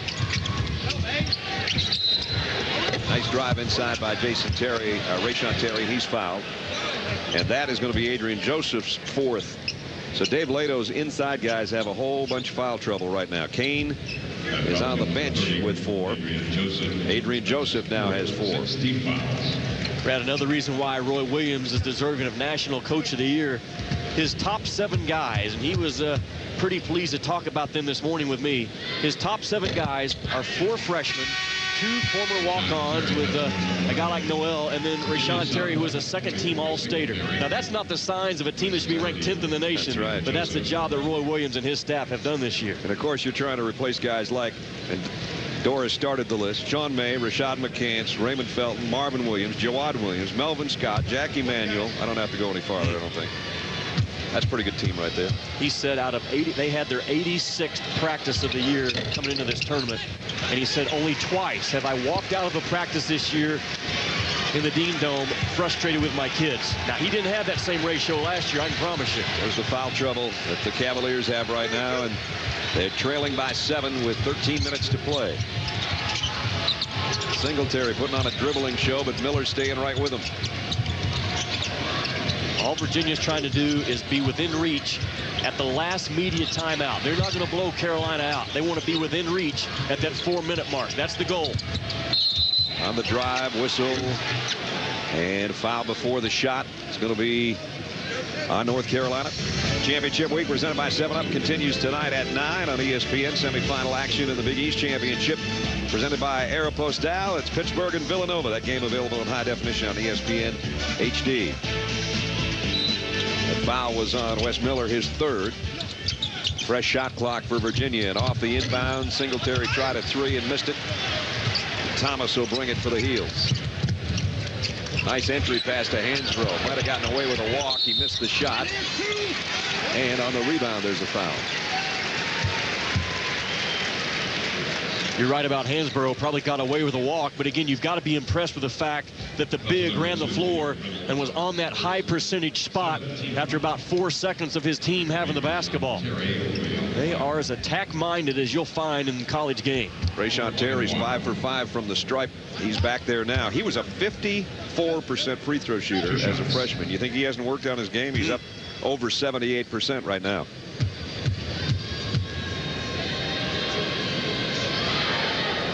And he's just ripping them. 6 straight from the stripe, 5 in this half. 15 points for Rashawn. You know, the other thing that has benefited Roy Williams this year, Frazier, Ginyard, Green, all those guys were coached by their dad in high school, so they come from competitive backgrounds. They understand the importance of being a good teammate on the floor and off the floor, and he's reaping the benefits of all those fathers. So now the lead is 9. 51-42. Bannister trying to shake Miller. Gianni has 2 threes. He hit 2 threes in a 50-second span when he came off the bench. There, Nicolaus finally gets inside and gets good position. He's got a chance for a 3-point play. Boy, he's just a bulldog, isn't he? Because Hansbrough gets catch. Look how far out on the floor Hansbrough was as a defender trying to front the post. You got to recognize where you are as a defender, and once the offensive guy moves you up the lane, you've got to reposition yourself and get behind. Just a young mistake made by Hansbrough. Nicolaus only a 55% free throw shooter and missed that one as well. Hansbrough with a rebound.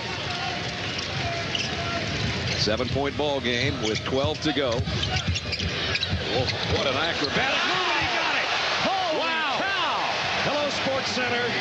Rashawn Terry. How long did he hang in the air? He looked like a guy that used to have a 3 on his jersey and a 2 in front of it there for a second. That was unreal what he did with that basketball. Are you kidding me? You forget about the fact that he's 6'8". Explode, hang. Oh. Can't get any better than that, Brad. I like it. Carolina fans like it. They lead 53-44.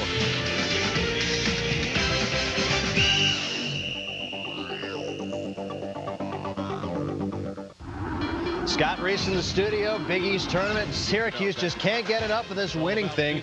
Down big early against Georgetown, but here come the Orange. Jerry McNamara sets up Matt Gorman for 3. Hoyas by 3 over on ESPN. Elsewhere, St. Joe's knocks off Temple, which means the top 4 seeds in the A-10 tournament are all out, and Iowa finishes off Minnesota 67-57. Brett? All right, Scott, here it's North Carolina 53-44 by 9 as T.J. Bannister is going to go to the free throw line. Has not scored yet tonight. Syracuse has played their way into the NCAA tournament the last 48 hours, and a club like Florida State in this league has played their way out. It happens every year. Yep.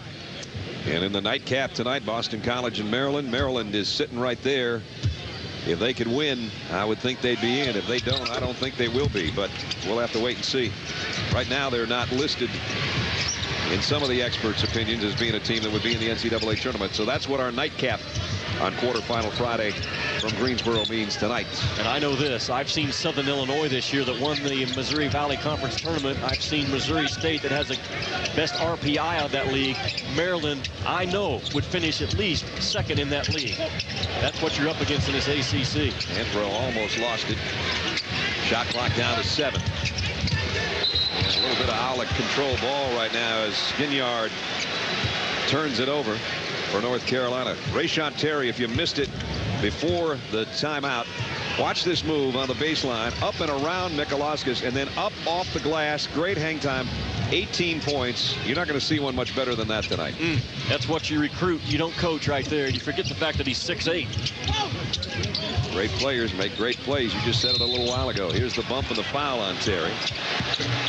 And J.R. Reynolds trying to get to that basket again, as he did so well last night against Virginia Tech. A lot of his 23 points came by going to the glass. He has not scored in the second half. Has an opportunity now. In fact, he and Singletary, who had 28 points and 12 rebounds between them in the first half, do not have a field goal in the second half. Neither one of them. And Brad, the atmosphere, the feeling in this building right now is exactly what Virginia wants. It's quiet. Yep. It's hot. There's no rhythm to this ball game. And they're just hanging around, like I like to say, lunch breath. They just won't go away. But the atmosphere is perfect for them to try to pull this off. Well, they can make it just a 5-point game if they hit this free throw, and JR got it. He's got 13, 53-48 with 11 to go. You're right, they're sitting on their hands. Now they're trying to get a little something going across from us. A few people standing up. Virginia back to that small 2-3 zone. They cut right down the middle of it. And it's Rayshon Terry. That one was a lot easier. He's got 20. Having the night of his life almost, especially on the big stage, the ACC tournament. What a move by Singletary. Reynolds rather, he just didn't quite finish.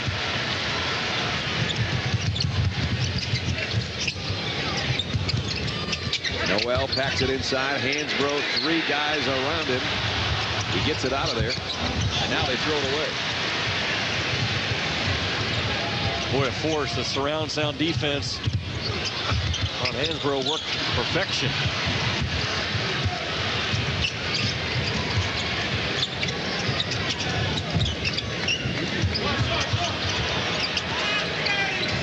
Tyler Hansbrough has to develop is the attitude to post and repost again within one possession. He doesn't always do it. Carolina back-to-back turnovers, and Virginia gives it right back. Not the time for an alley-oop play right there when you're trying to get back to within 5. That was a silly move. Boy, Singletary is really labored out here in front of us. Ginyard instead gets an easy one. You're right. Singletary holding his right leg, and they might have to stop play here. He's looking to the official, and they are going to stop it right here. Sean Singletary limping over to the Virginia bench. He's going to be the last one to arrive and the first one to sit down. 30 seconds, timeout. Boy, and it could be a long 9 minutes and change for Virginia if he doesn't come back on this floor. They'll probably bring Bannister out there again. And obviously he's in some pain with the trainers there. 19 points and 9 rebounds. The 9 rebounds all came in the first half, and it's a career high for him. Ultra competitive little guy is what he is. Gets that 2-3 zone. Carolina did a good job of getting that ball to the wing, and then just a hard gut cut right down the middle of the zone. And there the gut cut's going to occur. Just read where the ball is, gut cut, boom, right there. Well, that was a terrific job of getting to the middle of the floor first and then gut cutting right to the front of the rim. He set that thing up with that little two-step to the right in front of the rim, Brad, and just easy 2 points from there. Sean Singletary, playing with a bad hip, has just had his head buried in his arms over there in pain on the sideline. So Billy Campbell and T.J. Bannister come in to join J.R. Reynolds in the three-man backcourt for Virginia. But obviously, there's a big weapon sitting on the Cavalier bench right now. Here's Reynolds on a runner. Couldn't get it to drop. Danny Green will bring it for North Carolina. Frazier, Noel, Green, Hansbrough, and Ginyard on the floor for Roy Williams. 9-minute mark, North Carolina leading 57-48.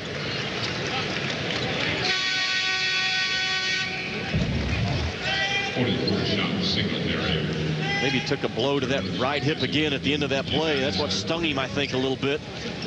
Checks back in at the dead ball. Well, he's a tough kid, and he's back out there. Cross-court pass. Hansbrough handles it, and then he got mugged by Diani underneath. And now 4 fouls on Diani, and he's the third Cavalier with that kind of problem. And there's another one at the scorer's table ready to come in for him. Going to have to exchange one guy with 4 fouls for another guy with 4, it appears. And Hansbrough back to the free throw line. Tyler, normally a great free throw shooter, tonight has not been, but he hits that one. That's his first point of the second half. So there goes Diani out, Kane in, 4 for 4 on the foul exchange. One of 7 Carolina greats to be named freshman of the year in this league. Sam Perkins, Michael Jordan, J.R. Reed, Ed Cota, Joseph Forte, and Marvin Williams. Nice company. Oh, boy. Here he is in the low block. Draws 3 guys, and Frazier's open for 3. Turned down on him, and Kane almost threw it away. Nice hustle by everybody in front of us, but the ball will go out to Virginia. So again, no field goals between J.R. Reynolds and Sean Singletary in the second half, and only 1 field goal in the last 7 minutes. Well, they are lucky with those numbers you just said to be only down 10. They came out of the block strong. They led by as many as 10 in the early going of the ball game, and then Carolina on a brilliant run to take the lead, and now Singletary with a 3. His first field goal, a big one, 22 for Singletary, and it's a 7-point game again. Boy, the defender chasing Singletary just got picked off. Maybe a little bit of a move and screen, but he got hammered.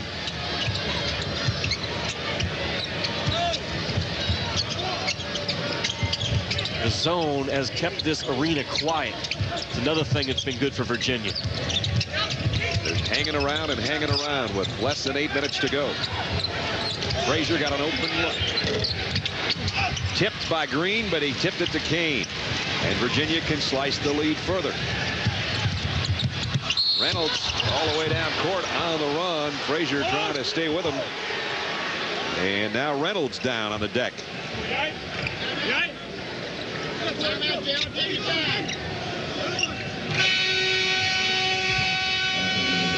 JR up and gets a pat on the back from the last guy that hit the deck hard, his teammate in the backcourt, Sean Singletary. Cavaliers hanging tough with the number 10 team in the country. I'd like to take a moment to send a special thanks to the ESPN2's exclusive presentation of Championship Week is presented by 7-Up. If you want 100% natural lemon and lime flavors, the only way to go is up.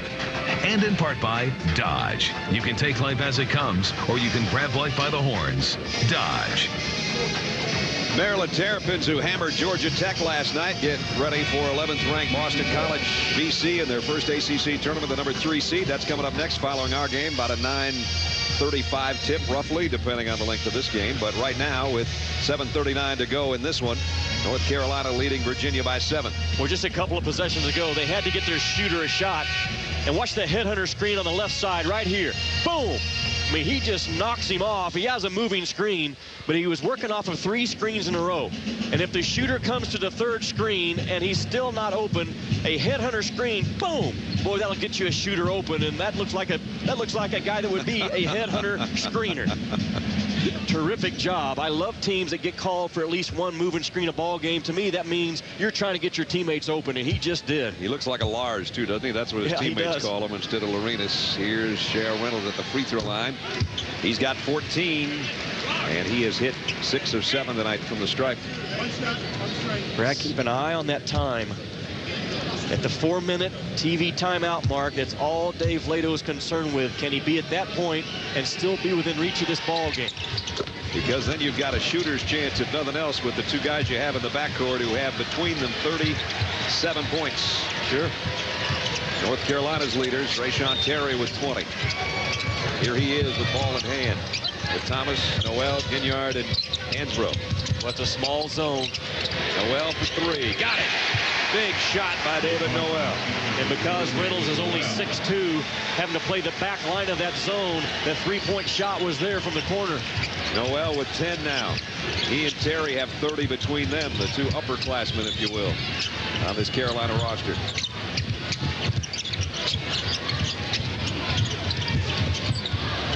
Singletary thought about a 3. Now Reynolds will take it. Rebound. Who's going to get it? North Carolina will shag it down in the corner. Rayshawn Terry pops a triple. And Billy Campbell with the rebound. Slow this thing down and keep your eyes on that game clock. You want to be within 4, 5, 6 points at the most at the 4-minute mark if you're Virginia. Singletary gets the shot away, hits the deck, no foul call. He missed the 3-pointer. Was looking for a foul and 3 free throws and didn't get it.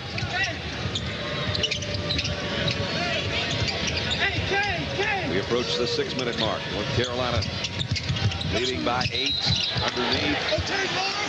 And this one's going the other way. Offensive foul on Rayshawn Terry.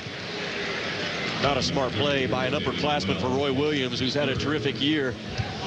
But against a zone, once you get by your primary defender, your eyes have to quickly find the second defender. And Lars Mikalauskas is the second defender just standing there waiting on him. It's not so much about what your guy did. Where's the second defender coming from? Correction, that foul was on number 3, Rayshawn Terry, his 3rd. Terry with 3 fouls. Wes Miller has 4. Bobby Frazier has 4. So the backcourt in foul trouble for North Carolina. 6 minutes to play in an 8-point game. In a day of, well, there have been surprises all over the country, including here with Wake Forest. And maybe even a surprise that Miami played so well against Duke. And now, here in the first game of 2 tonight, Virginia giving North Carolina all the problems that they can handle. Well, Virginia guards have been hammered, haven't they? In some hustle plays, just some hip-to-hip action has really stung Singletary. Then Reynolds comes down awkward on his knee. This is the heart and soul of this ball club. Those 2 kids are ultra competitive because they're undersized. Reynolds at 6'2" is a nice size, but Singletary at 5'11". So he must have a big Valentine to play at this level, and he does. Reynolds, who had the big game last night with 23. He had 30 before that in the loss to Maryland in the season finale at U-Hall. And he's been on a tear as of late. He and Singletary not doing quite what they did in the first half, but they're trying to do it right now. Virginia's hit 17 of its 19 free throws. You can make it 18 of 20, and they're within 6 with under 6 to go. The backside of that zone is small where Reynolds is playing, number 2. Whistle foul before the move. And it's going to be on Mikalauskas. Now, see, Brad, that's one of those fouls, though. What did it do? It stopped the game. It kept the arena quiet. It kept the game out of a rhythm. All the things that Virginia has to do in this game, they've done. Look at the score.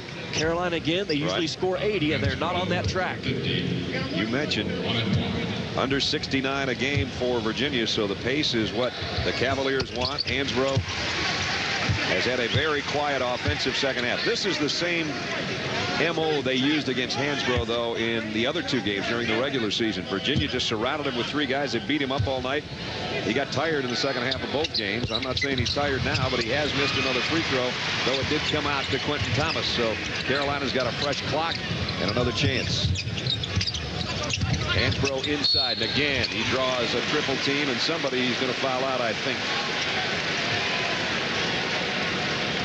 No, they're going to call this one on J.R. Reynolds. So luckily, that's good for the Cavaliers, because I thought they were going to call it on Jason Kane, and he would have been gone. I'll tell you one thing Hansbrough does have a good grasp of for a youngster is when he posts, it's not about how tall you are, it's how wide you get. He does a great job of sitting on the defender's knees that's behind him, locking him up, keeping his body on body so he can always know where that defender is. He's got a lot of things that you really can't teach a young kid for his age. Only shooting 50% from the stripe tonight, 4 out of 8. Got both of those, though. 13 points for Hansbrough.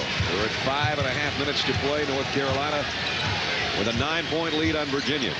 I think it'll be difficult for Virginia to come back from 9 down at the 4-minute mark. Anything less than that, they could still pull it off, but it cannot grow from this point on. They might need a big shot to keep everything alive, like that one if it goes, and it won't. Mikalauskis has it rejected by Noel underneath. Still Virginia ball with 5:11 to play. And back comes Adrian Joseph. He's had foul trouble all night. He checks back in, and the lineup gets a little bit bigger. Billy Campbell goes out. Joseph gives him a little more size.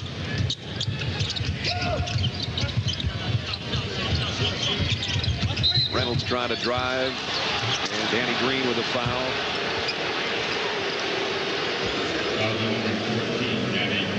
And so that's going to send JR back to the free throw line, where he's been near perfect tonight.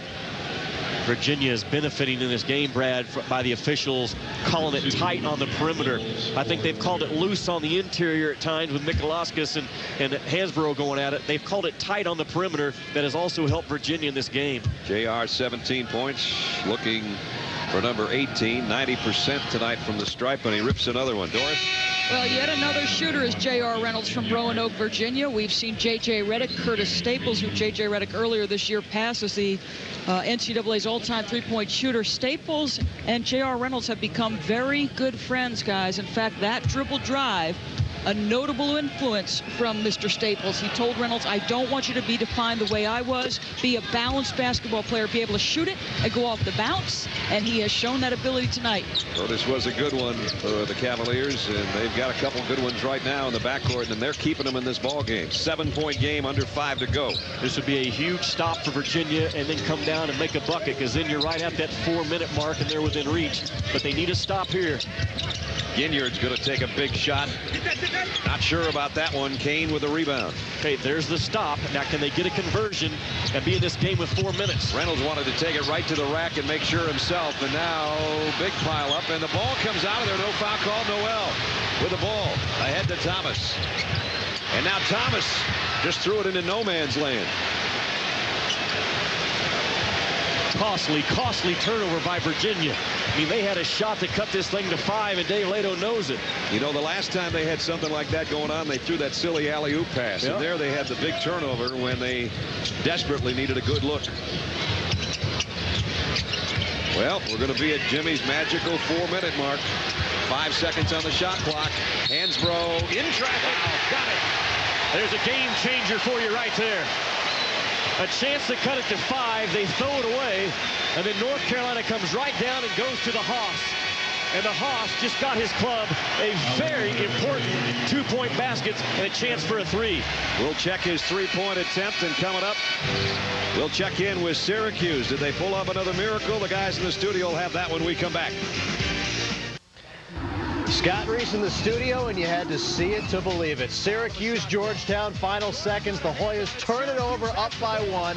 Back the other way. Jerry McNamara, no 3-point heroics. He gives up to Eric Devendorf, and the Orange take a 1-point lead. Final seconds now. Georgetown playing for the last shot. Ashanti Cook gets trapped in the lane. He walked with it, turns it over, and Syracuse, another last-minute victory. They are moving on, guys. Wow, you got to be kidding me. So McNamara's offense and then an assist and a defensive play wins it for Syracuse. They're on a tear right now. North Carolina trying to survive Virginia. This is Championship Week presented by 7-Up, and we're at the ACC quarterfinals in Greensboro's Coliseum. Brad Nessler, Jimmy Dykes, Doris Burke with you. North Carolina has had to struggle because they played Virginia's pace in this ball game, and Tyler Hansbrough has completed a three-point play that started before that timeout. He has 16 points, and now with under 4 minutes to go, Carolina stretched it out to a double-digit advantage again. So Virginia's going to need heroics from Sean Singletary and J.R. Reynolds if they're to come back and upset North Carolina in this game tonight. They did not want to be double digits down with 4 to go, and they had a chance to cut it to 5 and turn that thing over. He just ran a mile with the ball. Yeah, well, he got away with it. Kane got his first field goal. I'm glad you said double digits down instead of me. Actually, I got away with it too. Single digits now. 67-59. We approach the 3-minute mark. Thomas, Noel, Terry, Ginyard, and Noel going hard to the rack is fouled by Singletary. Foul on 44, Thomas Singletary, seconds. Guards have done a lot of damage off the bounce. He took an extra step there, I thought. But the bigs of Virginia, they do a pretty good job of drifting off of the drive of those guards. The more I watch, not always involved, but certainly try. David Noel, 10 points, 9 rebounds, 5 assists. That's kind of what he does all the time, it seems. Bobby Frazier's had some foul trouble tonight coming back in as we take a look at our ESPN2 stat track. North Carolina 21 out of 45, and of course Hansbrough has done a bunch of that damage in the paint along with Rayshon Terry. David Noel missed both free throws. That left it open for Virginia a little bit. And now it's Singletary through traffic. The kick out. Reynolds got a 3-look in and out. And Singletary pulls it back out. They are now in their quick triggered mode. They know the time's working against them. There you go. What a shot that was. 24 for the little guy. So they weren't in prime position at the 4-minute mark, but they're in this ball game now with 2:48 to go. That's the important factor. Half dozen down, 2:45. Hansbrough faces up, draws traffic, dishes off. Ginyard underneath. Great look by the big guy. Brad, and the double team on Hansbrough came too late. When he touched that ball with his paws, you've got to run at him, and they waited for him to go to the bounce, and that allowed him to make the pass. Reynolds is cut off. Singletary, and he's bumped by Frazier, and Frazier's gone. Fouls out with 2:15 to go. Roy Williams didn't like the call, thought that Sean Singletary leaned into him. So Bobby Frazier, the freshman, in his first ACC tournament game, has not had one of his stellar performances this year. Singletary's a clever guy, though. I mean, he felt a little bit of contact and then leaned into it to make sure the official would make that call. And let's see, Quentin Thomas is going to come off the Carolina bench. Singletary trying to will his team to a victory like Jerry McNamara has done the last couple of nights. 2 assists for Bobby, who had 125 assists coming into this game, and now the star of the night for Virginia, and he would definitely be the hero of the night if somehow they can come from behind. Career high, just keeps adding to it. 10 rebounds, so what a double-double, 24 and 10. For the 6-foot sophomore out of Philadelphia. You can add to it from the free throw line right here.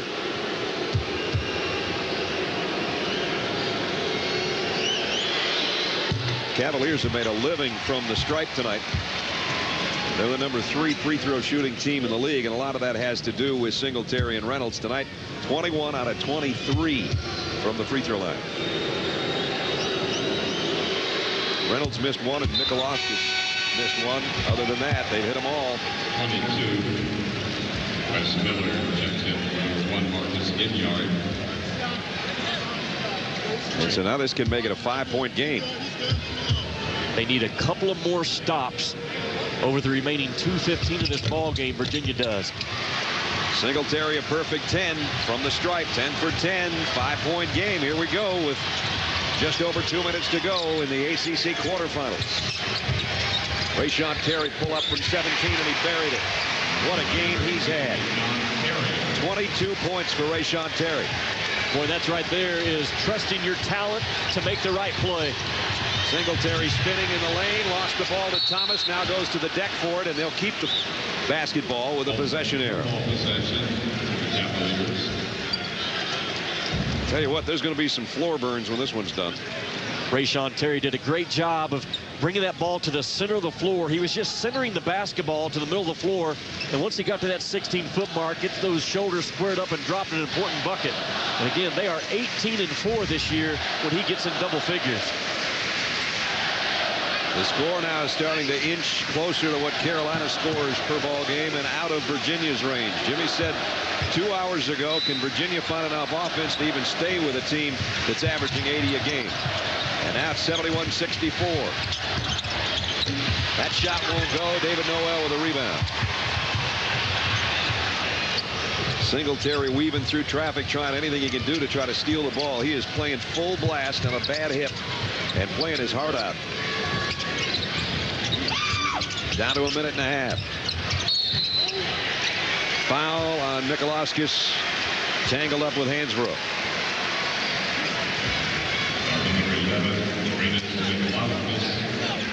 And that is 4 on Nikolauskas. And Hansbrough goes back to the stripe.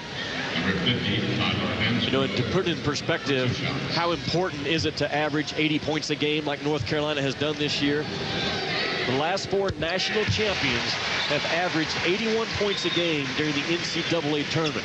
You've got to be able to score that basketball with ease at some point in a 40-minute ball game. Carolina could do it last year.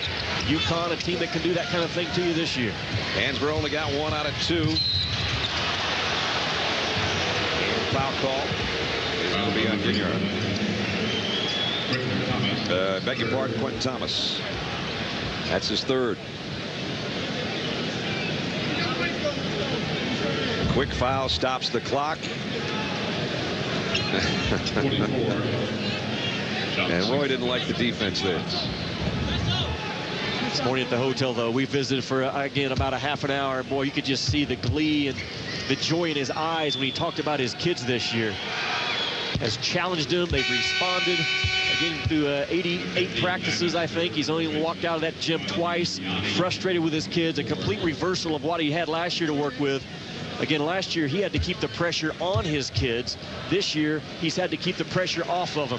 Sign of a masterful coach, in my opinion. And Sean Singletary calmly knocks down 2 more free throws. He is perfect from the stripe tonight, 12 for 12. Still a 6-point game, still in doubt with 1:24 to go. And they're going to give Singletary just a little rest, I guess.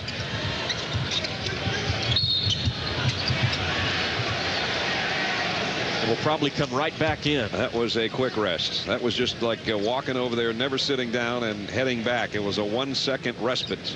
I hope he got all he could out of that. Now he's going to take a knee. Boy, what a night he's had. Big double-double. Kept his team in it the whole game. Just a lot of desire inside that 44 jersey that Sean Singletary wears at 5'11". If you don't have a lot of desire and a lot of heart and a lot of moxie and ultra competitive, it is tough to compete at this level. J.R. Reynolds, who got him here with a big night last night and the win over Virginia Tech. So the Virginia backcourt has certainly played brilliantly here in Greensboro. They need a quick, good shot. A quick, bad shot doesn't do them any good. Singletary trying to shake free. Miller won't let him. They do find the open 3, and that's a guy that hit one from that spot earlier. Kane gets the offensive rebound. Rejected by Hansbrough. Carolina coming down 3-on-1. Terry up, got it. His 2nd highlight of the night. 24 for Rayshon Terry. And now Wes Miller takes the ball away, and there's a scramble for it. Boy, what a block by Hansbrough. His dad, a former 2-time Big 8 high jump champion. And look at the lift out of Hansbrough with his left hand, and he bats it in play. Look at him, doesn't knock it out of bounds, knocks it in play where it's a rip and run to the other end for Carolina. That's where they thrive. Terry goes for the dagger on the fast break with 51 seconds left. 16 this half for Rayshon Terry, and he's only 1 point shy of his career high. That was against Kentucky. So what a time to have one of the best games of your life in the ACC tournament. 51.3 to go, and North Carolina leading by 9. Duke had its hands full today. They survived a hurricane warning, that's for sure. J.J. Redick kind of snapped out of his shooting slump. He ended up with 25 points, but the high-flying Hurricanes gave Duke all the trouble they could handle. 25, including this one. This was really the shot that won it. Behind the back, up with a jumper. 25 for J.J. Sheldon Williams had his 6th straight double-double, and the Blue Devils held on 80-76. So they'll play Wake Forest. Wake Forest has been the surprise, the 12th seed. They won the first night, then they beat North Carolina State rather handily today, so they meet Duke tomorrow at 1:30. And the winner of this one, North Carolina or Virginia, meets the winner of the Boston College Maryland game that will follow us here from Greensboro, North Carolina. Boy, if you're one of those teams right now that's faxing the selection committee all the reasons why you should be in, you do not want South Carolina, Wake Forest, or Oregon in the Pac-10 to win their conference tournament. They will steal a bid if that happens. South Carolina upset Tennessee today, if you missed it. Wake Forest obviously would have to go through Duke. Maryland getting ready. They want to get their 20th win to assure themselves a trip to the NCAA. I think right now Maryland is probably 36th on the list of 34 at-larges. You log on to ESPN.com and hit bracketology, and that's where they're projected. It's amazing how accurate Joe Lunardi is with his picks year in and year out. But a win coming up here tonight against Boston College. Maryland goes from 36th to in the field. They would eliminate all doubts with a win about a half an hour from tonight when it tips off. So the lead swells. 12-point cushion. It is 78-66 unless our scoreboards are all wrong. And Virginia running out of time. And truck tells us that we are right and the scoreboards are wrong. So I stand corrected for the guys back in the truck. Miller on the drive. He's had a nice night offensively. He gives them a little something extra. He hit 3 big threes in the first half. And he has 15 points now, so great balance on the attack tonight for North Carolina as well. And they're going to be advancing. The number 2 seed will go on. But Virginia really showed up tonight and played very, very well. Roy Williams' team will go to 22-6. And 12-4 in the regular season, but they'll add 1 ACC win to it. Cavaliers of Dave Lato look like they're going to finish 15-14 and might be good enough for an NIT bid and maybe one more game at U-Hall if they get a home game. Now they've corrected all the scoreboards in the building. Dave Lato's 7 wins in the ACC this year, the most for Virginia since 2002. So it was a solid foundation year for Dave Lato and his staff. Well, the 2 guards for Virginia can go home and say, you know what, we laid it all out there against the number 10 team in the country. We just came out a little bit short because they're going to, but between the 2 of them, they had quite a night. Just a little bit too much Rayshon Terry, a little bit too much Tyler Hansbrough, a little bit too much of North Carolina, as they're going to win it by a final of 79-67. And as much as Virginia controlled the pace and the flow, the speed of the game, you look up at the end, North Carolina still hangs 79 points on the scoreboard, partner. Exactly what you called, and Virginia couldn't score enough to hang with them. 79-67. So an updated look at the brackets. It's Duke and Wake Forest tomorrow. And now we've added the number 2 seed, North Carolina, the 10th ranked team in the land, and they'll take on either Boston College or Maryland. We're going to find out about that one because the Eagles make their first appearance in the Atlantic Coast Conference Tournament against Maryland coming up next. Final score again, North Carolina 79, Virginia 67. College game night is coming up next, followed by Boston College and Maryland. Right now, let's head back to the studio and Scott Reese. Scott?